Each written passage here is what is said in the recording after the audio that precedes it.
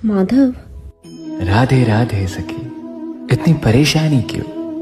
मेरी हर एक गलती का इफेक्ट मेरी सारी काम के ऊपर पड़ रहे हैं और वो काम बिगड़ते जा रहे हैं। इसीलिए तो तुम मेरे पास हो। मन तो करता है सब कुछ छोड़ छाड़ के कहीं बहुत दूर चली जाऊं, पर आपने मुझे इतनी सारी रिश्तों में बांध दिया है। इन्हें छोड़ के और अपनी जिम्मेदारियों को छोड़ के कहीं जा भी नहीं पाती। तो कुछ देर रुक जाओ, मुझे एक बार पूरी तरह देख लो। मैं दर्द मिटाने नहीं, तुम्हें उस दर्द से और भी मजबूत बनाने आया हूँ। पर माधव, मुझे और मजबूत नहीं बनना।